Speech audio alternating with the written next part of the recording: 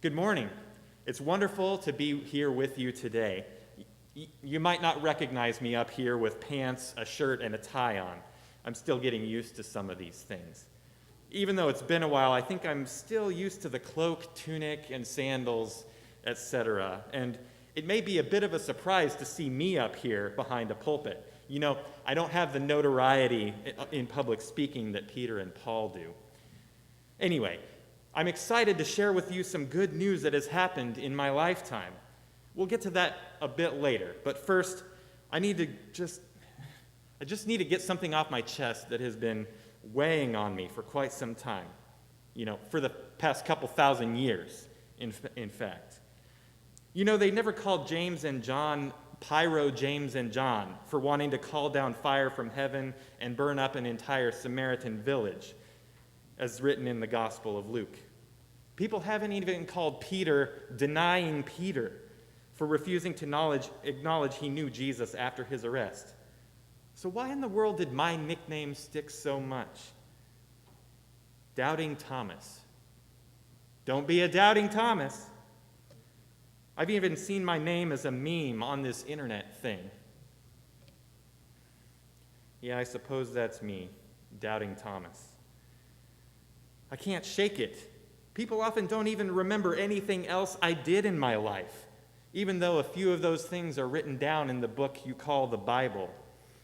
Well, today I'm here to clear up a few things, to set the story straight. Before I do, I think it's probably best to start back at the beginning of the story. They don't talk about me much, but I was there almost from the beginning. In the three other books, Matthew, Mark, and Luke, I was chosen by Jesus to be an apostle. I was honored. I was sent out with Matthew, who used to be a tax collector, and we had the authority to cure the sick, cast out demons, cleanse lepers. I couldn't believe we were doing the work of Jesus and given the power to do those things. We didn't take anything with us, yet God provided whenever we were in need. It felt strange to rely solely on others to care for our needs, but they were there each and every time we needed something. Now, I'm not mentioned as an apostle in the book of John, but that's where some of my favorite memories of Jesus are, so let's go there. About halfway through the book of John, in John 11, you'll find a story about a man named Lazarus who was very ill. And his sisters Mary and Martha sent this news to Jesus. Jesus, for some reason, didn't seem overly concerned about this, even though he loved Lazarus. To my surprise, we stayed where we were a couple more days. That was fine with most of the others because last time we were there, people tried to kill Jesus. They would have been content to never go back. After those couple days, Jesus suddenly wanted to head back to Judea, saying Lazarus had fallen asleep, as he called it. He was always talking to us in metaphors, which weren't always the easiest to understand. So anyway, Lazarus had fallen asleep. Jesus eventually had to spell it out for us. Okay, Lazarus is actually dead, so let's go back. Nobody wanted to. They were scared of what would happen to us. Scared that Jesus would die, scared that they might also die. But I wasn't. We'd been around Jesus long enough that I was ready. I was ready to die with Jesus, if that's what it meant to follow this man. So I said, let us also go, that we may die with him. I said that. Me. But was I called Courageous Thomas for that? Absolutely not. So, we went there, and we didn't die. Long story short, Jesus wept for Lazarus' death, but then he prayed to God and called Lazarus out of the tomb to new life. It was unbelievable. But since I had been there, I had no choice but to believe it had happened. Jesus started to talk about leaving us pretty often. He started saying he was going someplace where we couldn't follow, at least right then. He was always so cryptic. He said he was going to prepare a place for us and that he would come back for us. He also said that we knew the way. What? Usually it was Peter who had the courage to ask Jesus what in the world he was talking about. He was never one to care too much about risking the embarrassment of not knowing, even though to some of you his questions may appear to make him seem clueless. But this time, I spoke up and said, "Lord, we do not know where you are going. How can we know the way?" Little did I know that I was setting Jesus up for one of his most well-known statements, another revelation of who he was and why he had come. He said, "I am the way, the truth, and the life. No one comes to the Father except through me." I bet you remember that one, or have heard it somewhere before. Did you remember that I'm the one who asked? Do you think they called me Inquisitive Thomas for that? No. The days that followed were some of the most heart-wrenching of my life. Jesus was arrested, betrayed by one of our own, and put to death. The man I'd spent the past few years following was suddenly gone. We were all heartbroken and lost. Without Jesus, where would we go? We were also afraid. If they could do such a horrendous thing to Jesus, someone that many people admired and followed, then it was just a matter of time before they came for us too. After all, we were believing what he was teaching us, and if they didn't want him to be out there saying these things, then we were certain that they didn't want us doing that same thing either. So we laid low, hiding, keeping a low profile. Then something strange happened. Now, I wasn't there, but the others told me that they had seen Jesus alive. He had come to them. And that's when I said, I can't do this. I poured my heart and soul into this man. I loved him. My relationship with Jesus suddenly ended when he died. I was certain of that. No matter how hard it was and no matter how much I tried to deny it, I knew it was over. I couldn't let myself believe he was alive again. Were the others struggling this much with his death that they had to believe he was alive to carry on themselves? I would just be setting myself up for even more emotional trauma if I did such a thing. Yeah, it would be exciting if it were true, but what would happen is that I would put everything into that hope, only to fall back down into the depths of despair when I discover that it's not true. And I couldn't do that. I wasn't ready. I couldn't believe it. But they seemed so sure it was him.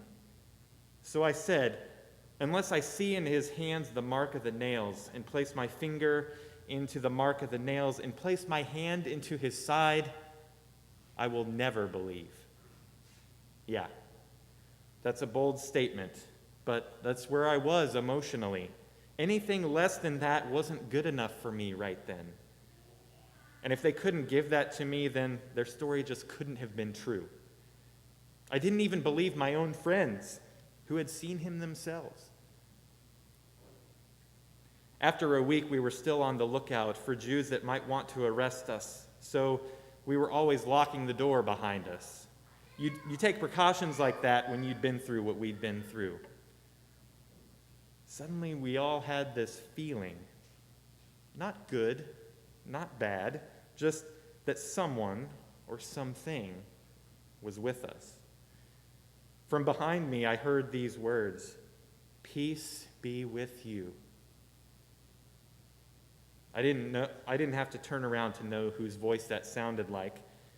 I'd been listening to him talk for 3 solid years. I knew I had to turn around and find out. So I did, slowly. The first thing Jesus said to me was, "Put your finger here and see my hands. and put out your hand and place it in my side. The fact that only the disciples were present when I said that a week ago was a pretty big indicator that this wasn't just some ordinary man. This seems like a pretty good time to say that the more I think about it, I'm actually pretty lucky people calling me Doubting Thomas, because doubt is putting it pretty lightly. You see, in the language that was around when my story was being written, Greek, Jesus used the word for my doubt as apistos. Apistos is the opposite of pistos, which is believing. So I did more than doubt. I flat out did not believe. Like always, Jesus knew this, even without me saying anything. So he says, do not be disbelieving, but believing. My unbelief vanished in an instant, and I needed to express that to Jesus, so I blurted out the strongest confession I could think of, my Lord and my God. Since that day, I spent the entire rest of my life going out and proclaiming Jesus' resurrection to anyone who would listen, especially those who were in disbelief. Believe it or not, I wasn't the only one having these thoughts about Jesus. Others who came after me didn't even believe. Peter did some preaching to other Jews that's written down in the book of Acts chapter 2, where he's trying to do this very same thing. We worked together to spread the news that Jesus had overcome death and was the true Messiah. Many of them knew Jesus had died and he hadn't been the king that they were hoping for, someone who would save Israel and rule over Israel. He hadn't fit their definition or their expectation of a king. The Messiah wouldn't die without restoring Israel. Many of them were in the same position I was. They didn't understand the resurrection. They wanted proof. They wanted to see Jesus for themselves and the marks from his crucifixion. Because of my disbelief, I was in a unique position to reach these people. Jesus said it best right after my confession. Have you believed because you have seen me? Blessed are those who have not seen and yet have believed.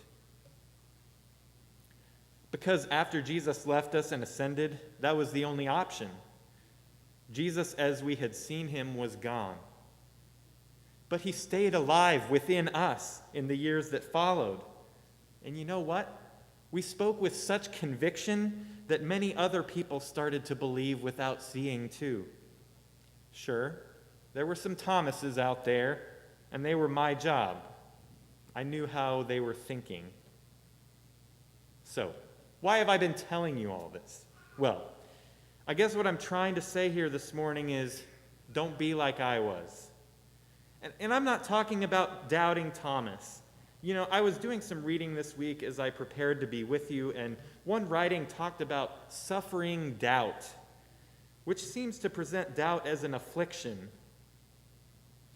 I was also doing a web search, if that's what it's called, for my nickname, Doubting Thomas, this week. And I saw what looked like a road sign that had doubt pointing in one direction and faith pointing in the other.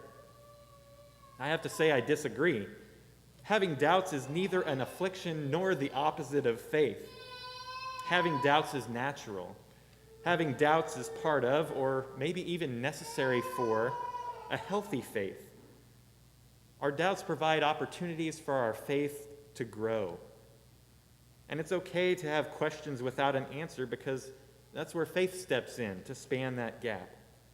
If we never have doubts or questions, if we have blind, unquestioning faith, it doesn't seem to me like that could be evidence of a strong faith. If an event takes place that shakes one's very foundation, if questions and doubts haven't been part of the growth process, will the resilience to move forward be there? It's certainly a possibility, yes, but I think it could be much more challenging. The me I'm talking about when I say, don't be like me. is the one who unequivocally refused to believe that Jesus had risen, who refused to have any hope in the resurrection. I was going through more than just doubt at that time. I know that there are sometimes we need to see with our eyes and feel with our hands to believe. I get that more than anyone. And if that's where you're at today, that's completely okay. I encourage you, though, to always leave the door open for the possibility. If I had done that, I may have believed the other disciples without having to see Jesus myself. Today we're at a time where no one sees the physical body of Jesus as I did, but he is alive.